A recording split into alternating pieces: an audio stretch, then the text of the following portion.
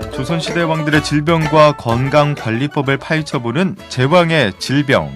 오늘도 값산 한의원 이상권 원장과 함께하겠습니다. 안녕하세요. 네, 안녕하십니까. 이상권입니다. 네, 오늘은 어떤 주제로 이야기를 나눠볼까요? 우리가 가장 많이 먹는 건강식품인 인삼에 대해서 이야기를 할까 합니다. 인삼이요. 옛날에 제가 얼핏 알기로는 이 인삼이 오늘날 그러니까 반도체급의 수출품이라고 들었는데 네. 예, 그 사실인가요? 가장 중요한 수출품이었죠. 주로 중국이나 일본 쪽에다 많이 수출을 했습니까? 물론 이제 가장 인접한 지역이 중국이나 일본이니까 그런데 특히 중국의 경우에 우리나라의 인삼이 보통 우리가 뭐 고려 인삼이라고 보통 이야기하는데 사실 인삼의 이름이 여러 가지 있습니다. 예를 들자면 신라에서 삼국사기에 보게 되면 신라에서 중국으로 보냈던 것은 신라삼이라고 했고 예. 백제에서 보냈던 건 백제삼, 그다음 고구려에서 보냈던 건 요동삼 이렇게 해서 각각의 이름이 달랐다는 것이죠.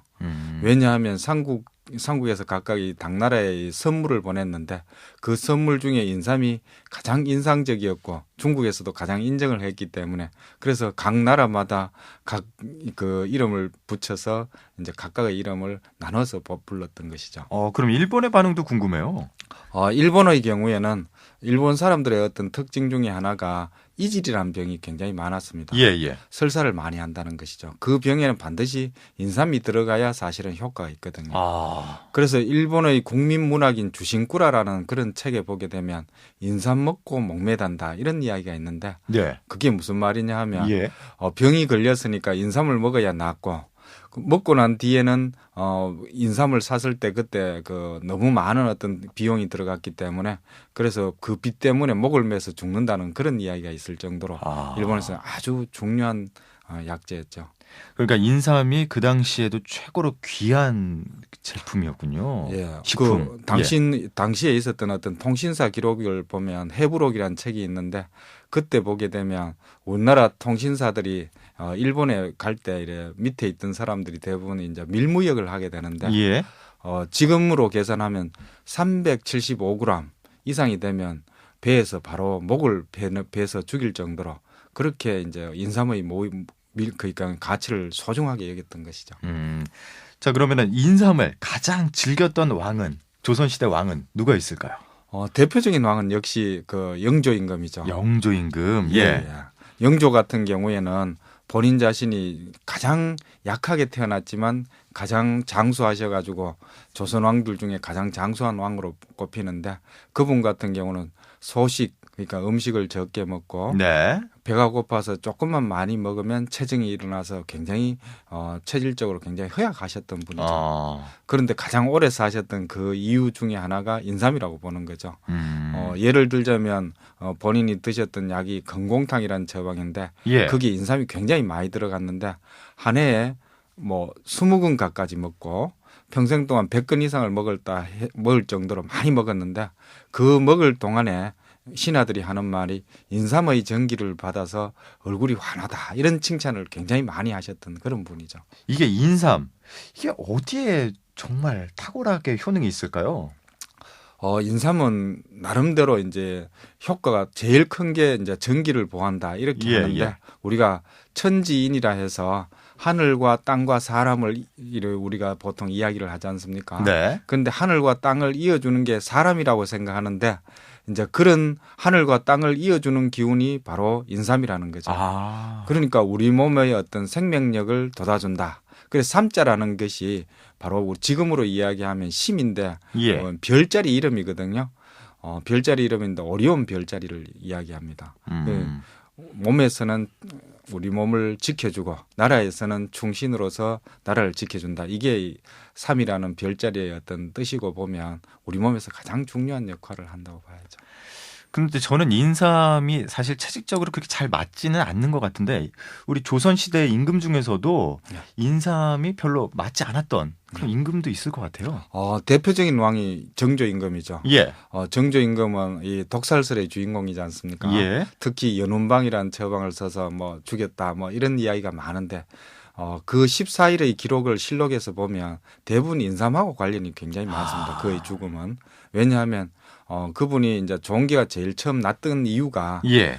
제일 처음에 복용했던 육화탕이라는 처방이 있는데 육화탕에 들어있는 인삼이 5푼 들어있기 때문에 종기에 열이 났다. 이렇게 본인이 분명하게 이야기를 하시고 그다음에 중간에 가서는 종기가 다 치료되고 난 다음에 밑에 있는 신하들이 몸을 보양해야 되겠다 이렇게 해서 경옥고를 드시는데 경옥고에 인삼이 들어가 있거든요. 그 약을 드시고는 혼수 상태에 빠져서는 다시는 일어나지 못했다. 이렇게 돼 있으니까 정조임금은 인삼을 굉장히 싫어하셨는데 어릴 때부터 사실은 그분이 열이 많았거든요. 예. 그래서 우황이라든지 금운하라든지 이런 찬약을 드시면서 열을 식혔는데 결국은 마지막은 인삼을 복용하면서 운명을 하셨죠. 그러니까 이게 인삼이란 게 체질과 관련이 있는 거죠? 예, 굉장히 인삼 자체가 우리가 보면 인삼밭을 가보신 적 있습니까? 아니요. 그냥 멀리서 보기만 했지. 항상 덮어놨더라고요. 예, 맞습니다. 예. 검은 차양막으로 다 덮어놨거든요. 예. 왜냐하면 인삼이 그 검은 차양막을 만약 걷어버리면 예. 햇빛 아래서는 3시간을 못 넘기거든요. 아, 왜죠? 다 말라버리니까. 왜? 그러면 그 이제 인삼 자체가 본인이 굉장히 몸이 열이 많기 때문에 예. 햇빛을 받으면 더 열이 가중되면서 말라 죽어버린다는 거죠.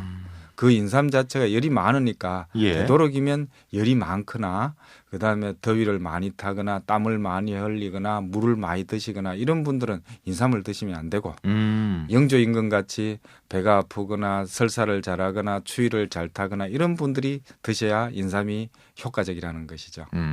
그럼 인삼은 어떻게 복용하는 게 효과가 가장 좋을까요?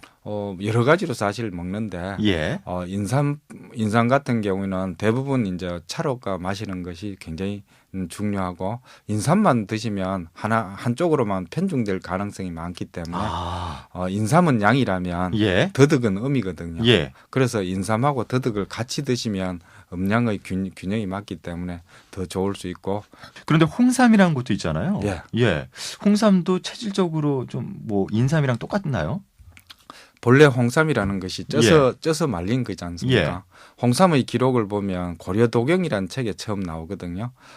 우리가 그 송나라 사람 서긍이라는 사람이 우리나라 와서 풍물을 다 기록을 했는데 거기에 보면 홍삼의 기록이 나오게 됩니다. 뭐라고 이야기했냐 하면 우리가 여름이 지나면 인삼은 대부분 썩거나 말라서 효과가 그렇죠. 없으니까 그 고려 사람들은 인삼을 쪄서 말려가지고 평평하게 만들어서 쓴다 이렇게 이야기하거든요. 본래는 보관을 위해서 홍삼이 제일 처음에 만들어졌다. 보관 때문에. 그렇죠. 아무리 안 그러면 이제 대부분 이제 벌레가 좀을 먹거나 섞기 때문에요. 그래서 홍삼이라고 해서 인삼이 아닌 것은 아니거든요. 네. 그런데 물을 가해서 찌게 되면 대부분 인삼의 어떤 더운 성분들이 많이 약화되면서 천천히 우리 몸을 따뜻하게 만들어주기 때문에 인삼보다는 홍삼이 열이 덜하지만 그렇지만 열이 없는 건 아니기 때문에 그것도 반드시 자기 체질을 고려해서 드시는 게 좋을 것 같습니다. 자, 이야기 여기까지 들어야 되겠네요. 지금까지 갑산 한의원 이상권 원장이었습니다. 다음 시간에도 기대하겠습니다. 고맙습니다. 네, 감사합니다.